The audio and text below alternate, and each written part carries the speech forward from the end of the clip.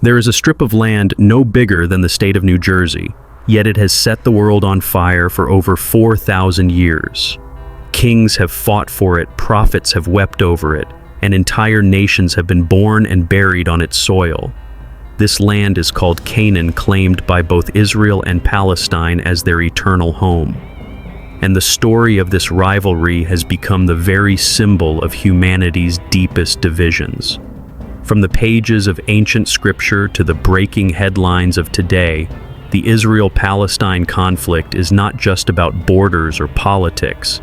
It is also a spiritual war rooted in promises, prophecies, and a battle over divine destiny. Over the next 45 minutes, we will journey from Abraham's sons Isaac and Ishmael to Herzl and the dream of Zionism to Balfour Nakba and even to the apocalyptic visions of Revelation. This is not a news channel. This is not a theology classroom. This is where history and prophecy collide. This is Faith Unlocked. And it all begins with a man called Abraham. Chapter 1. Abraham, father of two nations. The story begins not in modern times, nor even in the age of empires, but in the ancient desert winds of the Bronze Age. Nearly 4,000 years ago, a man named Abraham heard a voice unlike any other, the voice of the living God. That voice promised him something radical. To your descendants I will give this land. The land was Canaan, a fertile strip between Egypt and Mesopotamia, the crossroads of the world. This single promise would set into motion one of the most consequential dramas in human history. For Abraham was not the father of one nation but of two, and that is where the tension begins. Abraham's wife Sarah, barren for decades, offered him her Egyptian servant Hagar. From this union came Ishmael, the firstborn son. According to Genesis, an angel declared that Ishmael would himself become the father of a great nation. Arabs across the Middle East, including many Palestinians, trace their lineage to Ishmael. To them, he was the rightful heir of Abraham's blessing, the son who came first, the son whose bloodline carried the desert's strength. But years later, when Abraham was 100 years old, Sarah miraculously conceived a son of her own, Isaac. Isaac, not Ishmael, was the child God reaffirmed as the chosen heir of the covenant. The Bible is explicit. The line of promise would pass through Isaac, then to his son Jacob, later renamed Israel, and from him the 12 tribes of Israel. For the Jewish people, this covenant was eternal, an unbreakable contract sealed by God himself. And here lies the first fracture, the first wound: two sons, two destinies, one promise, and one land. Both Isaac and Ishmael were Abraham's children. Both could claim his blood. Both could look to Canaan as their inheritance. Yet Scripture drew a dividing line. To Israel belonged the covenant of land, nationhood, and divine promise. To Ishmael was given the assurance of greatness, but not the land. This is not a simple matter of family drama. It is the seed of a conflict that still burns today. Because both Jews and Arabs revere Abraham as their forefather, both carry a spiritual claim to his story. And when faith, identity, and land intertwine, history becomes combustible. In Genesis 15, God cuts a covenant with Abraham. To your descendants I give this land from the river of Egypt to the great river, the Euphrates. Later in Genesis 17, he specifies the covenant is to be established with Isaac, not Ishmael. These verses have been cited for millennia as the foundation of Jewish attachment to the land of Israel. To religious Jews, this is not just history, it is divine title deed. The soil itself belongs to them by the word of God. But imagine how this looks from the other side. For centuries, Arab tribes thrived across the deserts of Arabia, Syria, and Palestine. To them, Ishmael was the rejected son cast out into the wilderness but sustained by God's angel. They saw in his survival not rejection, but divine validation. They too believed the land was their inheritance, not through Isaac's covenant, but through their own endurance and presence in the land for generations. Here in the very beginning we encounter the paradox: two nations claiming one father, two faiths claiming one promise, two peoples claiming one land. The seeds of rivalry were sown not in politics, but in the household of Abraham himself. This is not yet war. Isaac and Ishmael, according to the biblical account, even came together to bury their father when he died. But the lines had already been drawn, invisible but unyielding. Each side carried forward a narrative, Israel with the covenant, Ishmael with the survival. Both narratives would grow hardened and eventually collide on the soil of Canaan. At its root, the Israel-Palestine conflict is not just geopolitical, it is familial, it is about brothers. And brothers' quarrels can be the fiercest of all, for they are not simply about land or power, they are about identity, memory, and belonging. The high point of this chapter is not a battle, but a promise. To your descendants I give this land. A sentence spoken in the wilderness 4,000 years ago still echoes in Jerusalem's alleyways and Gaza's ruins, in the chants of protesters and the prayers of rabbis. Words spoken to a wandering nomad became the foundation of modern nations and the justification for wars yet to come. And so as we leave Abraham's tent and move forward in history, the question remains, if one promise created two nations, how would those nations live with each other? Or were they destined to clash from the very beginning? That is the path we now follow as covenant turns into history and history turns into conflict. Chapter 2. Covenant and Prophecy. If Abraham's household was the spark, the covenant was the flame that refused to die. The story of Israel's claim to the land of Canaan is not built only on ancestry, but on what the Bible calls an everlasting covenant. Again and again, God reaffirmed his promise not just to Abraham, but to Isaac, and then to Jacob.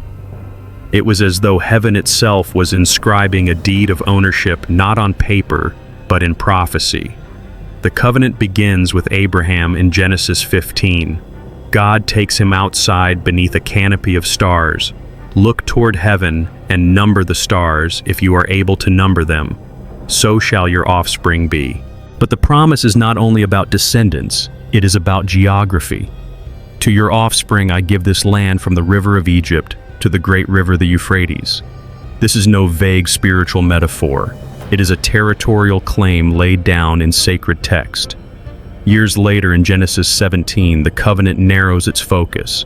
God declares that his promise will pass through Isaac, not Ishmael. This divine choice creates a sacred line culminating in Jacob, the grandson of Abraham, who wrestled with God and was renamed Israel.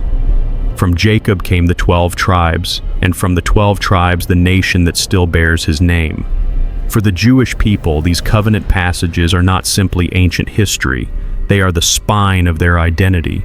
Even in exile, even in scattering, even in centuries of persecution, the words endured. Rabbis taught them in Babylon, whispered them in ghettos, sang them in the synagogues of Spain and Poland. The covenant was the heartbeat that would not stop.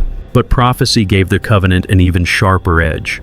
For the prophets of Israel spoke not only of past promises, but of future restoration. In the book of Ezekiel, chapter 37, the prophet is carried in a vision to a valley full of dry bones. God asks him, "Son of man, can these bones live?" Ezekiel watches as sinews and flesh return, as the breath of life enters the bones until they stand as a mighty army. Then comes the interpretation. These bones are the whole house of Israel. Behold, they say, our bones are dried up, our hope is lost. But I will bring you into the land of Israel. For believers, this was more than imagery. It was a roadmap of national resurrection. Isaiah in chapter 66 also lifts his voice. Can a nation be born in a day? Can a country be brought forth in a moment? Yet no sooner is Zion in labor than she gives birth to her children. To many Jews and Christians alike, the rebirth of Israel in 1948 seemed to echo this prophecy with uncanny precision. A nation indeed born in a single day. And then there is Zechariah 12, one of the most haunting of all. Jerusalem will be a cup of staggering to all the surrounding peoples. On that day I will make Jerusalem a heavy stone for all the peoples. All who lift it will surely hurt themselves, and all the nations of the earth will gather against it. Here lies the high wave of prophecy, Jerusalem itself, as the immovable stone, the pressure point of global history. Whoever tries to control it is wounded. Whoever seeks to divide it bleeds. And in the last days, the nations will converge upon it. These words echo eerily in our own time. For Jerusalem, a city no larger than a provincial capital, has become the fault line of international politics. It is sacred to Jews as the site of Solomon's temple, to Christians as the place of Christ's crucifixion and resurrection, and to Muslims as the location of the prophet's night journey. It is one city yet claimed by three faiths. And the prophecy of Zechariah seems to describe exactly what the world has witnessed. A city too heavy to lift, too sacred to divide, too explosive to ignore. If you are Jewish, the covenant means your return to the land is not just political, it is prophetic. If you are Palestinian, those same passages may feel like exclusion-proof texts that deny your belonging. And if you are a Christian, you may read these prophecies and see them pointing toward a climax of history itself. The same words that inspire hope for some ignite resentment in others. This is why the Israel-Palestine conflict cannot be reduced to maps or treaties. It is fueled by ancient texts that speak with divine authority. To believers, this is not negotiable. How do you compromise on a promise you believe God Himself made? How do you redraw a boundary that prophecy has already sealed? And so the covenant and the prophecies are not mere religious ornament, they are the foundation stones of a struggle that transcends centuries. Every negotiation table, every ceasefire, every borderline is haunted by the voices of Abraham, Ezekiel, Isaiah, and Zechariah. As we move forward in this story, we must now turn our gaze to the other side of the covenant. Because while Israel looked to Isaac, another people looked to Ishmael. They too clung to Abraham as their father. They too built their identity on the same soil, and they too saw Canaan as their inheritance.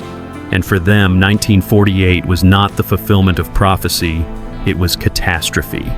Chapter 3, the Palestinian story, from Ishmael to the Nakba. If the covenant gave Israel its unshakable claim, the Palestinians hold to a different inheritance, one not written on scrolls but lived in the soil itself. For centuries, Arab families tilled the fields of Galilee, herded flocks in the hills of Hebron, and prayed in the mosques of Jerusalem. To them, their story begins with Ishmael, Abraham's firstborn, the son cast into the wilderness, yet preserved by God's mercy.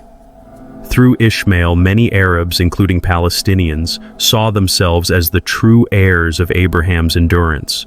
But their claim was not only spiritual, it was also historical.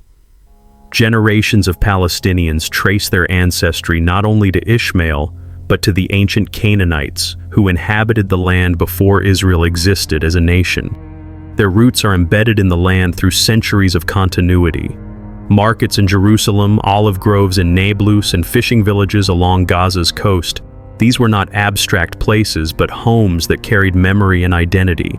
Two peoples both appealing to Abraham but remembering him differently. For Jews, the promise to Isaac defined history. For Palestinians, Ishmael represented survival, and the land itself bore witness that they had never left. This is why the story of 1948 is remembered in such radically different tones. To Israel, it was the miracle of rebirth. To Palestinians, it was the Nakba, the catastrophe. In May 1948, Israel declared independence. Within hours, neighboring Arab states launched a war to prevent the new Jewish state from taking root. The outcome shocked the region. Against overwhelming odds, Israel survived and even expanded its borders.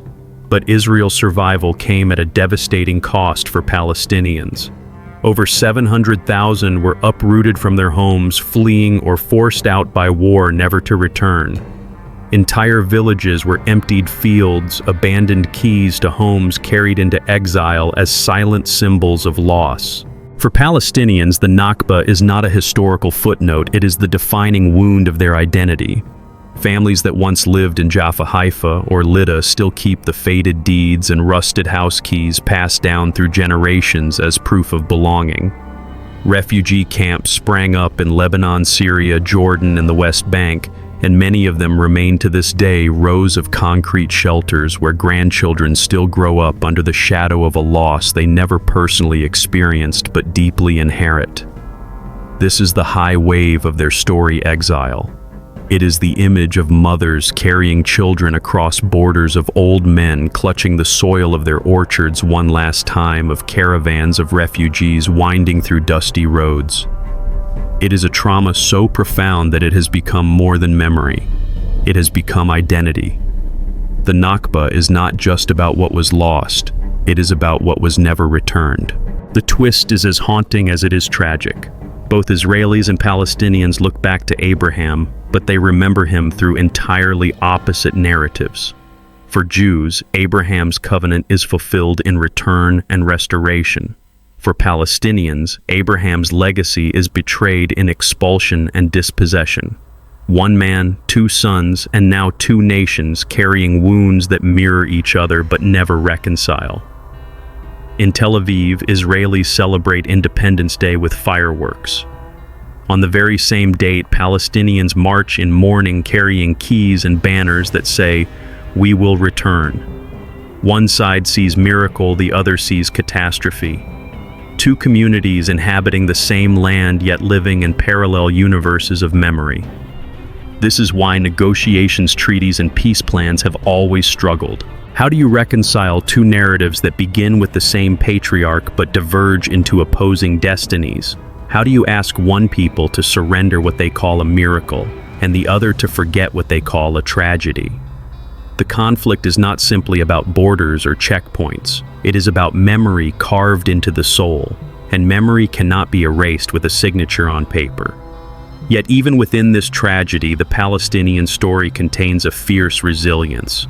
Despite displacement, they built new communities, preserved their culture, and passed down their history through poetry, music, and oral tradition. The Nakba, while a scar, also became a rallying cry, a refusal to disappear. And so as the Jewish people looked to their prophets for restoration, Palestinians looked to their past for justice. Both clung to Abraham, but one saw in him the covenant of Isaac, the other, the survival of Ishmael. This dual memory, miracle and catastrophe, covenant and exile, remains the heart of the struggle. It is what makes compromise so elusive, and what ensures that every new conflict feels like an echo of the ancient divide. As we move to the next stage of this story, another force enters the scene, one not born in prophecy, but in the political imagination of modern Europe. It was called Zionism, and it would transform this ancient land into the epicenter of 20th century history. Chapter 4: Zionism, the Dream of Rebirth. By the late 19th century, the Jewish people had been scattered for nearly 2,000 years. They lived in every corner of Europe and the Middle East, often as tolerated outsiders allowed to exist but never truly at home. Periodic waves of violence known as pogroms erupted across Russia and Eastern Europe. Synagogues were burned, Jewish shops looted, entire communities destroyed in nights of terror. For Jews, the question was no longer abstract. Could they ever survive without a homeland of their own? Into this despair stepped a man named Theodor Herzl, an Austrian journalist covering the infamous Dreyfus affair in France. Herzl watched as mobs shouted death to the Jews in the streets of Paris, the so-called city of enlightenment. He reached a radical conclusion: assimilation would never save the Jewish people. The only solution was a homeland, a return to the land of their ancestors. Thus was born the modern political movement called Zionism. Herzl was not the first Jew to dream of return, but he was the first to organize it into a global movement. In 1897, at the First Zionist Congress in Basel, he declared, "At Basel I founded the Jewish state." Perhaps in 5 years, and certainly in 50, everyone will know it. His words would prove eerily prophetic. For Jews scattered across Europe, Zionism was more than politics. It was resurrection. Centuries of prayers ended with the words, "Next year in Jerusalem." Now Herzl promised those prayers could become reality. A homeland in Palestine, then part of the Ottoman Empire, would be a place where Jews could live not as guests, but as a people restored.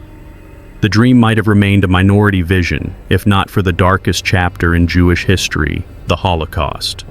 Between 1941 and 1945, Nazi Germany systematically murdered 6 million Jews, 2/3 of Europe's Jewish population. Entire communities vanished into the smoke of Auschwitz and Treblinka. The horror seared into Jewish consciousness a terrifying truth: without a homeland, they were vulnerable to annihilation. The Holocaust did not create Zionism, but it gave it an urgency no one could ignore. But even before the Holocaust, Zionism had already gained a powerful ally. In 1917, during World War I, the British government issued the Balfour Declaration, a short letter that would alter the destiny of the Middle East. It stated His Majesty's government view with favor the establishment in Palestine of a national home for the Jewish people. With a single sentence, one of the world's great empires endorsed the Zionist dream. This was the high wave of hope for Jews worldwide. After centuries of exile, here was recognition from a global power that their ancient homeland could once again be theirs. Jewish migration to Palestine increased, schools and farms were established. Hebrew was revived as a living language. Zionism was no longer a dream, it was becoming reality. But for the Arab inhabitants of Palestine, the Balfour Declaration felt like betrayal. During the same war, Britain had courted Arab leaders with promises of independence if they rose against the Ottoman Turks. Arabs believed they had been guaranteed sovereignty over their lands, including Palestine. To them, the sudden British pledge to the Jews was nothing less than a double deal, a stab in the back by a colonial empire playing both sides. What Jews celebrated as a long-awaited promise, Arabs perceived as theft of their future. The very document that Jews clutched as hope became for Palestinians a symbol of dispossession. Two peoples read the same line of text, but its meaning split like lightning across the sky. One side saw restoration, the other saw betrayal. This clash of interpretations laid the groundwork for decades of mistrust. Each new wave of Jewish immigrants arriving in the 1920s and 1930s deepened Palestinian fears that their land and heritage were slipping away. Tensions grew, riots erupted, and the dream of Zionism became for Palestinians a nightmare encroaching on their villages and fields. For Jews, Zionism was never about conquest, it was about survival. For Palestinians, it was never about prejudice, it was about defending their home. Two narratives equally powerful, equally tragic, colliding on the same narrow strip of land. And as Britain held the mandate over Palestine, trying to balance irreconcilable promises, the land itself became a powder keg. Every migration, every new settlement, every broken promise pushed the two peoples closer to explosion. What began as a dream in Herzl's notebook had now become a geopolitical storm. Zionism was no longer just an idea. It was a movement marching steadily toward statehood, backed by empire, propelled by tragedy, and resisted by those who already called the land home. The question was no longer if the Jewish state would be born, but when and at what cost. Chapter 5. Mandate Palestine. The fuse is lit. After the First World War, the Middle East was carved up like spoils of war. The Ottoman Empire, which had ruled the region for centuries, collapsed, and the League of Nations handed Britain the keys to Palestine. What was once a distant land of prophets and crusaders became the responsibility of an empire. For Britain, it was a mandate, a temporary trusteeship. For the people living there, it became a stage of promises and betrayals. At first, the British presence seemed to offer stability. But beneath the surface, two competing movements were growing with unstoppable force. On one side, Jews inspired by Zionism arrived in growing numbers, buying land, draining swamps, and building settlements. To them, each farm and school was a fulfillment of prophecy. They looked back to Ezekiel's valley of dry bones and saw themselves as the flesh returning to a nation once thought dead. On the other side, Palestinians watched with mounting alarm. Villages that had stood for generations were now surrounded by new Jewish settlements. Fields once shared were fenced off. What Jews saw as rebirth, Palestinians experienced as encroachment. The land they had tilled and defended through centuries of empires, Ottoman, Crusader, Arab, and British, now seemed to be slipping away piece by piece. The numbers tell the story of tension. In 1918, Jews made up less than 10% of the population in Palestine.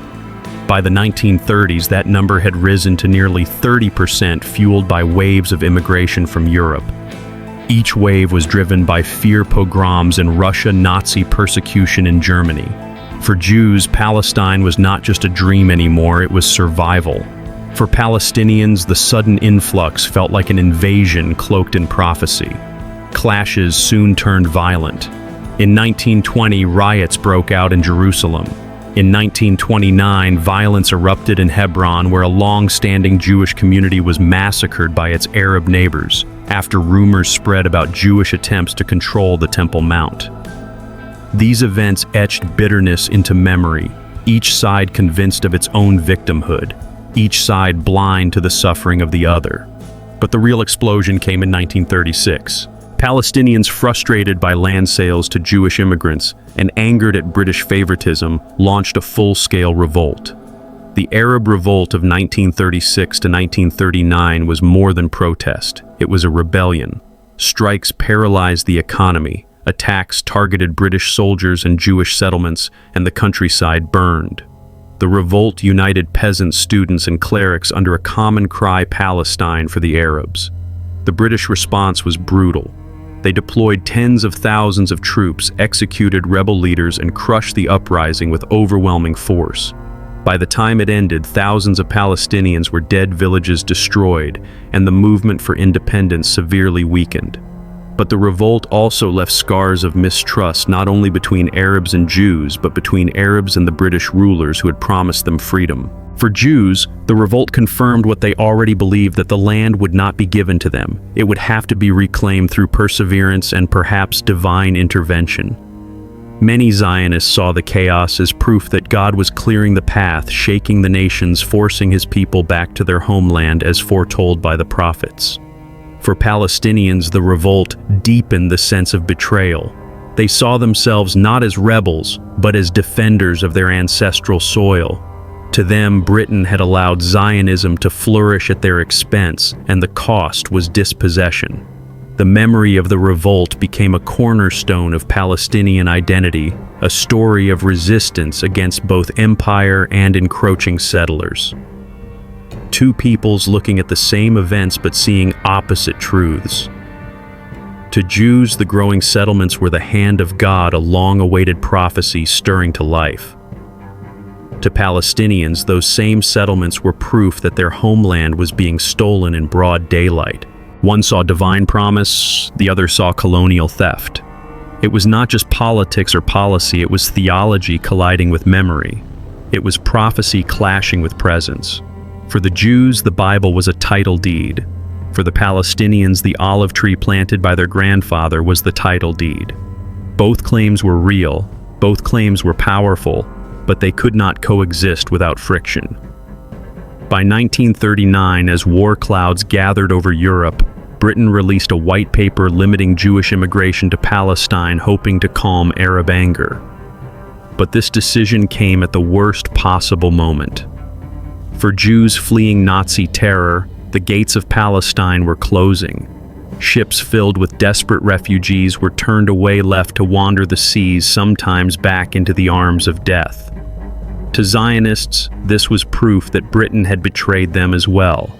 Thus, by the eve of World War II, Palestine had become a land of broken promises.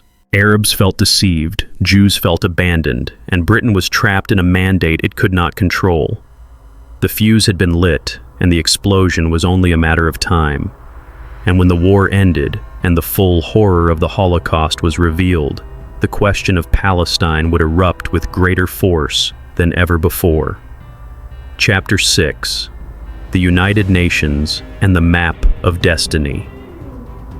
By the end of World War II, the world was shaken to its core. 6 million Jews had been exterminated in the Holocaust, entire communities erased from Europe's landscape. Survivors stumbled out of camps with hollow eyes and nowhere to go.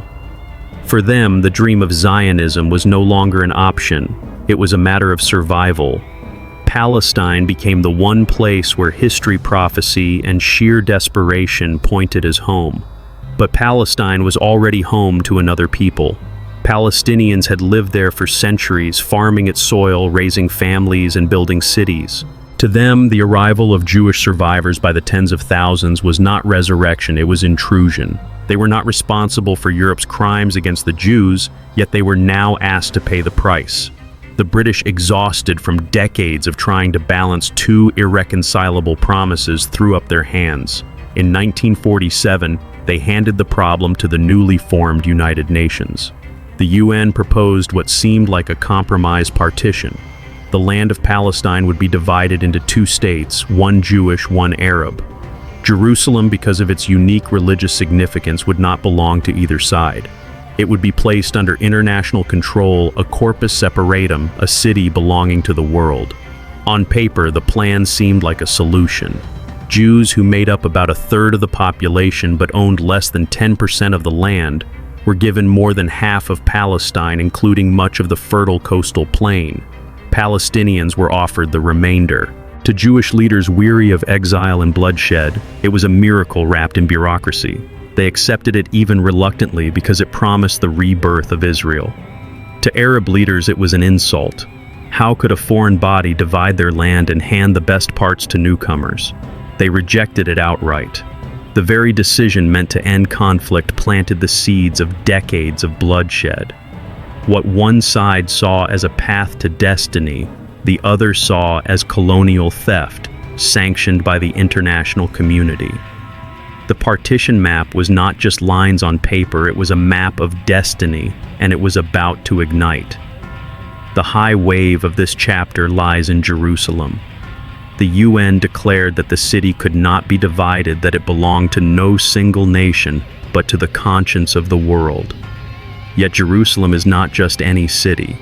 For Jews, it is the site of the ancient temple. For Christians, the hill of Calvary. For Muslims, the place of the prophet's night journey. Jerusalem is not a city that can be shared. It is a city that demands devotion. To declare it international was to declare it unclaimable. It was a solution destined to fail. In November 1947, the UN General Assembly voted on the plan. Jewish neighborhoods erupted in celebration, dancing in the streets. For them, after centuries of exile, the world had finally recognized their right to a homeland.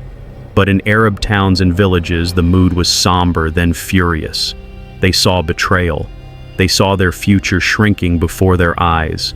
They prepared not for celebration, but for war. From that moment forward, violence escalated. Skirmishes broke out between Jewish militias and Arab fighters. Roads were ambushed, convoys attacked, villages assaulted. The mandate was not yet over, but already Palestine was descending into civil war. Britain, preparing to withdraw, tried to keep order but found itself overwhelmed. The decision of 1947 is often remembered as a turning point, a choice between two futures. But in reality, it created two irreconcilable narratives. For Jews, it was the first recognition of their ancient covenant by the modern world. For Palestinians, it was proof that the world had dismissed their existence. One people danced under the stars of Tel Aviv, the other mourned in the shadows of Jaffa. The UN sought peace, but its map created battle lines. The world tried to divide the land, but in doing so, it divided memory itself. Jerusalem, declared international, became instead the most contested city on earth. From that day, the countdown began.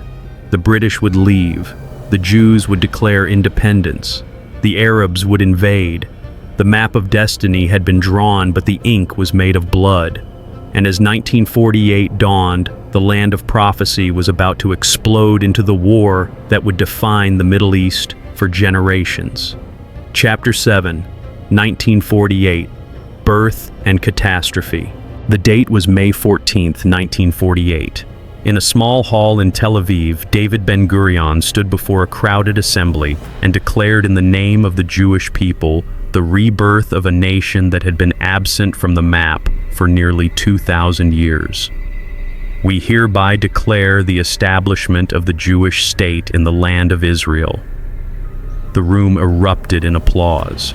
For Jews around the world, this was not just a political event, it was prophecy fulfilled.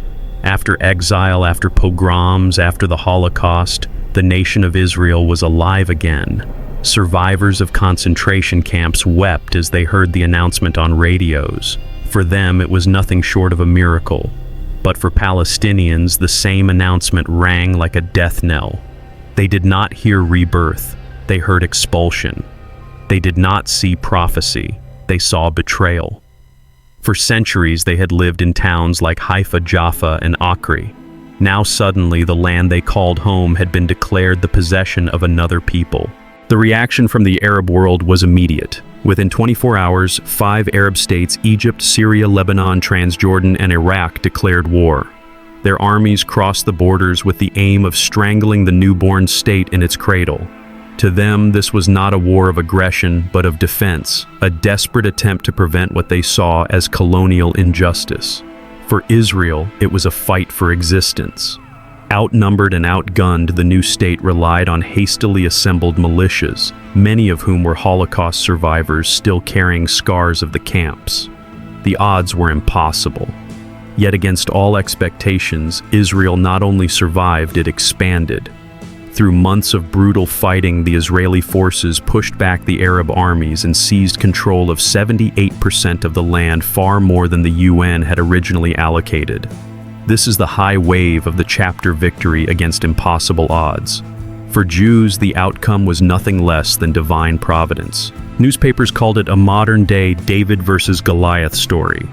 A scattered, traumatized people had defeated entire armies. Jerusalem was divided, but the western part became Israel's capital. The nation that had been spoken of in Scripture, the covenant people of Abraham, Isaac, and Jacob, stood once again. But every miracle has a shadow. For Palestinians, 1948 is remembered not as independence, but as the Nakba, the catastrophe. Over 700,000 Palestinians fled or were forced from their homes during the fighting. Villages were emptied, cities depopulated, families scattered. Many expected to return after the war ended, but Israel barred their return. What began as temporary exile became permanent displacement. Refugee camps sprang up across the Middle East, from Gaza to Jordan, from Lebanon to Syria. The Nakba is more than a historical event. It is a living wound. To this day, Palestinian families pass down the keys to the homes they lost. Rusted metal wrapped in cloth symbols of a return that has never come. Songs, poems, and stories preserve the memory of orchards left behind, of mosques abandoned, of lives uprooted in a single season. What Jews celebrate as independence, Palestinians mourn as dispossession. Two peoples, one date, two memories that cannot be reconciled. May 14, 1948 is fireworks in Tel Aviv and funerals in Ramallah. It is Israel's birthday and Palestine's burial. The same moment in time holds two identities: miracle and catastrophe, triumph and tragedy. Consider the weight of this paradox. Nations are usually born in pride, but Israel's birth was intertwined with another people's disaster. This dual memory explains why peace has been so elusive. For how can Palestinians accept Israel's independence when it symbolizes their loss? And how can Israelis relinquish their miracle when it represents their survival? By the war's end in 1949, armistice lines were drawn, but no peace was made. Israel stood stronger than ever, while Palestinians were dispersed and divided, living under the rule of neighboring Arab states or confined to refugee camps. The Arab defeat left behind humiliation, bitterness, and a determination that the battle was not over. For Israel, 1948 was proof that God had kept his promise, that prophecy had come alive in their generation. For Palestinians, it was proof that the world had conspired to erase them. Two truths born on the same soil, destined to collide again and again. And collide they would. For less than 2 decades later, the land would erupt once more in a war, even more shocking, a war that would redraw the map of the Middle East in just 6 days. Chapter 8, 1967. 6 Days of Destiny. 19 years after Israel's birth, the Middle East once again stood on the edge of war. The armistice of 1949 had not brought peace, only fragile ceasefires. Borders remained tense, refugee camps swelled with anger, and both sides carried the memory of humiliation and survival. By the mid-1960s, the storm was gathering. At the center was Gamal Abdel Nasser, the charismatic president of Egypt. To many Arabs, Nasser was more than a leader. He was the embodiment of Arab nationalism, the promise that a united Arab world could reclaim its pride after the defeats of 1948. His speeches thundered with defiance. "We will never recognize Israel. We shall never surrender." Across the Arab world, crowds cheered and the drums of war grew louder. The tension had been building for years. In 1956, during the Suez Crisis, Israel had joined Britain and France in striking Egypt after Nasser nationalized the Suez Canal. Though Israel won militarily, international pressure forced its withdrawal from the Sinai. The episode left bitterness on both sides. To Israel, Egypt was an existential threat. To Nasser, Israel was a foreign dagger planted in Arab soil. By May 1967, the confrontation escalated to breaking point. Nasser ordered UN peacekeepers to leave the Sinai Peninsula, close the Straits of Tiran to Israeli shipping, and massed Egyptian troops along Israel's southern border. Syria and Jordan joined the alliance while Iraq pledged support. From Tel Aviv to Jerusalem, Israelis feared annihilation. They remembered the Holocaust still fresh in living memory, and now heard Arab leaders openly promise to push them into the sea. The world waited anxiously. Would Israel sit and wait for invasion or strike first? On June 5, 1967, before dawn, Israel made its decision. In a daring preemptive strike, the Israeli Air Force launched a massive assault, destroying hundreds of Egyptian planes on the ground in just hours. Control of the skies was secured, and with it the momentum of the war. What followed was one of the most stunning military campaigns in modern history. In 6 days, Israel not only repelled its neighbors, but seized vast territories that would change the map of the Middle East. From Egypt, Israel captured the Sinai Peninsula and Gaza Strip. From Jordan, it took the West Bank and East Jerusalem. From Syria, it seized the Golan Heights. The war was over before the week was out. Jerusalem. For the first time in nearly 2,000 years, Jews had control of the Old City, including the Western Wall, the holiest site in Judaism. Soldiers wept as they touched the ancient stones. Shofars were blown, prayers recited. To many Israelis, this was not just victory, it was prophecy fulfilled. The divided city of 1948 was now unified under Jewish control. In their eyes, Jerusalem was no longer a dream, but a reality. But every triumph carries a shadow. For Palestinians, the war was not 6 days of destiny, but the beginning of a long occupation.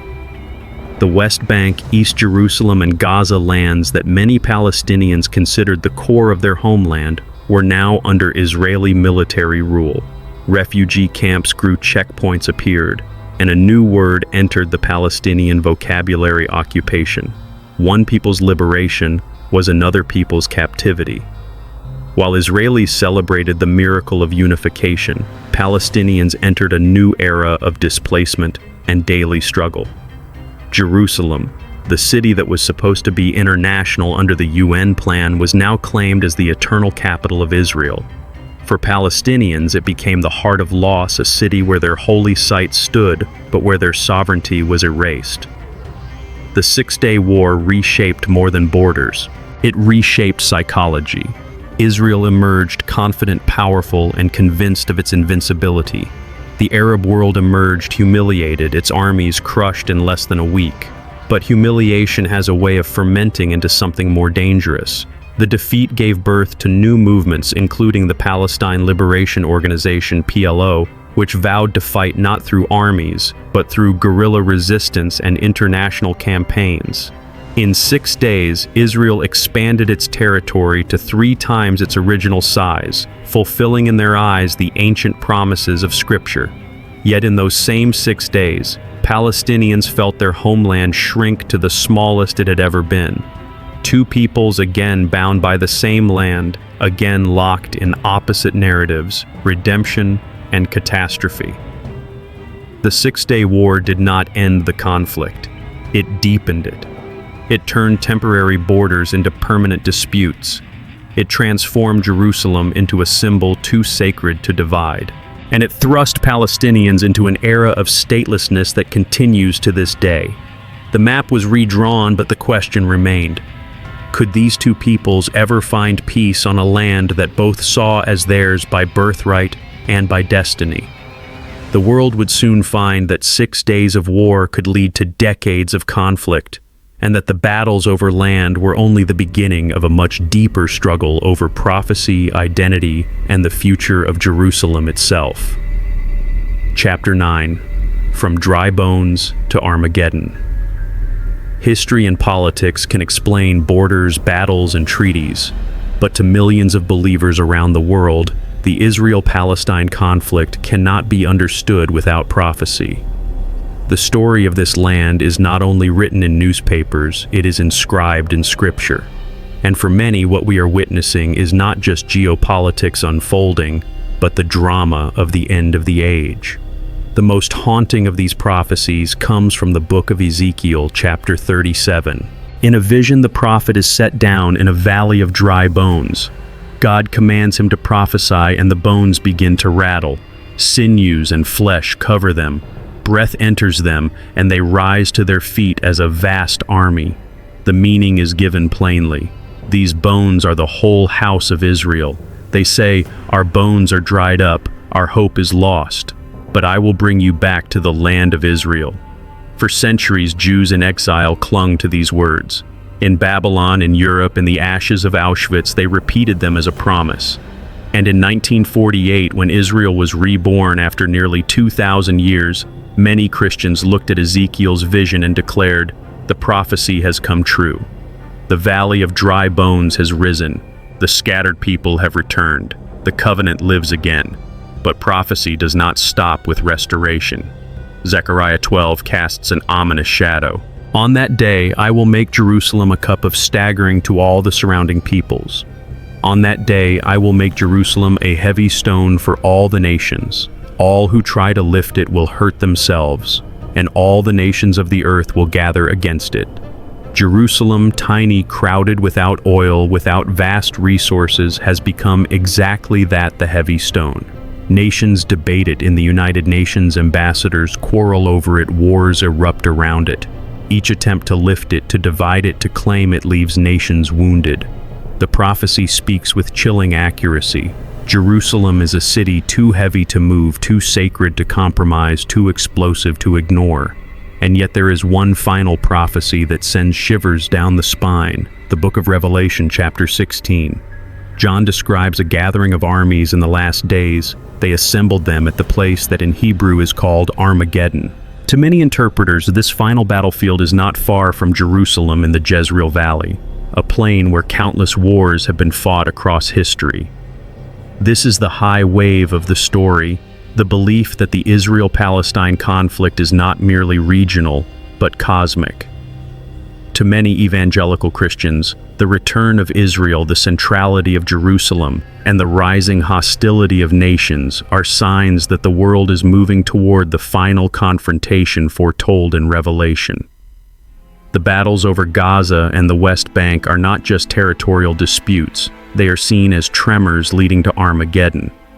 For the secular observer, this may seem like myth intruding on politics. But for millions of believers, prophecy shapes perception, and perception shapes policy.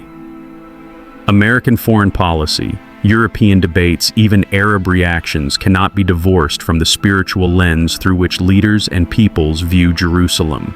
The city is not only contested by bullets and ballots, it is contested by Bibles. The more prophecy is cited as destiny, the more intractable the conflict becomes. If the return of Israel is divine fulfillment, then compromise is betrayal. If Jerusalem is the immovable stone, then sharing it is impossible.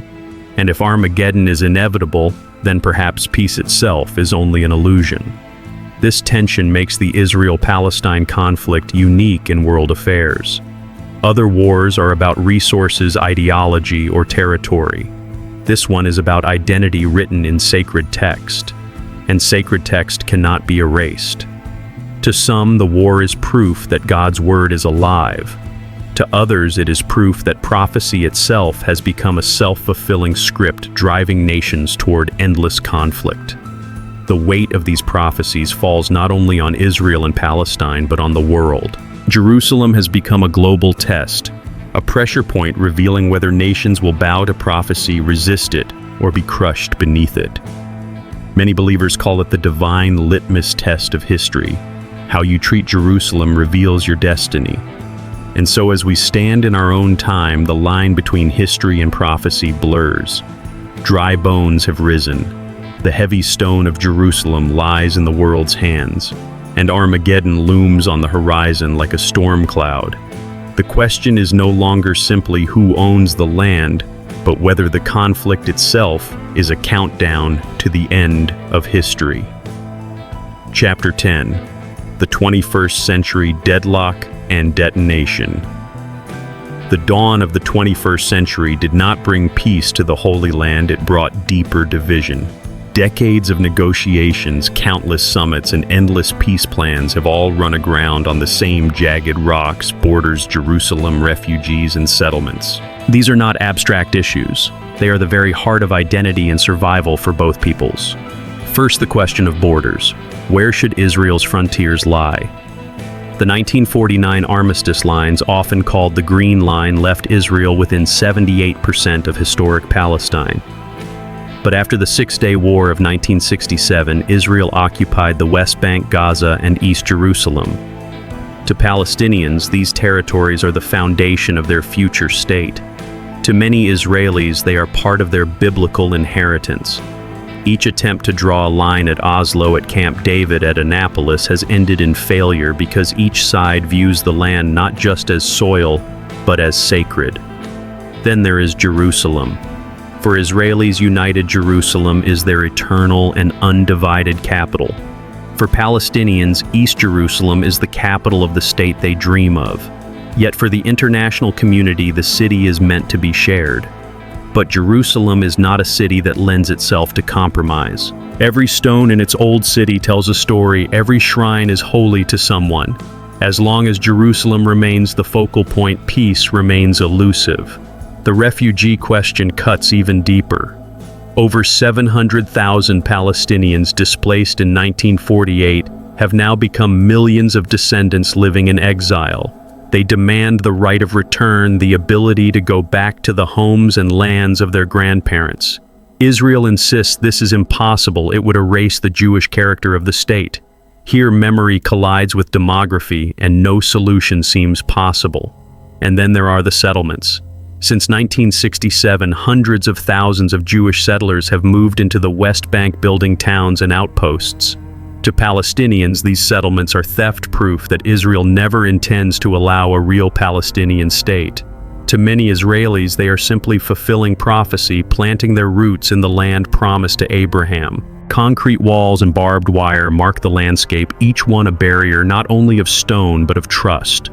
Over the past 2 decades, every glimmer of hope has been shattered by new eruptions of violence. The Oslo Accords of the 1990s raised dreams of a 2-state solution. Handshakes on the White House lawn suggested a new dawn. But by the early 2000s, the Second Intifada exploded, suicide bombings, Israeli airstrikes, streets turned into battlegrounds. Each cycle repeats the same pattern: hope, then uprising. A rocket fired from Gaza, an incursion from Israel, another war, another wall. In 2005, Israel withdrew its settlements from Gaza, but instead of peace, the territory became a flashpoint for endless conflict. Wars erupted in 2008, 2012, 2014, and again in the years that followed. Each war ended with the same images: shattered buildings, grieving families, and no solution in sight. This is the high wave of the 21st century. Every promise of peace collapses into a new round of violence. Every negotiation table becomes a prelude to another intifada, another Gaza war, another wall cutting through olive groves and neighborhoods. The cycle has hardened into despair. And the question that cuts deeper than politics: is a political solution even possible? Or is the conflict rooted in something far older, far more immovable: ancient covenant and prophecy? For if one people believes God promised them the land forever, and the other believes they have lived on it since time immemorial, how can borders be drawn by human hands? Other conflicts in the world have ended with treaties. Other wars have been resolved by compromise. But Israel and Palestine seem trapped in a story larger than themselves. To many Christians, Jews, and Muslims, this land is not simply territory, it is destiny. And when destiny itself is claimed by both sides, perhaps no map can ever satisfy. The 21st century has shown us that peace plans alone cannot resolve a conflict woven into prophecy. The struggle over Israel and Palestine is more than a clash of nations. It is a test of faith, of memory, of endurance. It is the stone of Jerusalem pressing down on the conscience of the world. And so, as the century unfolds, the question lingers in every prayer, every protest, every negotiation: is peace possible here? Or is this land condemned to remain the stage where prophecy, politics, and blood converge until the end of days?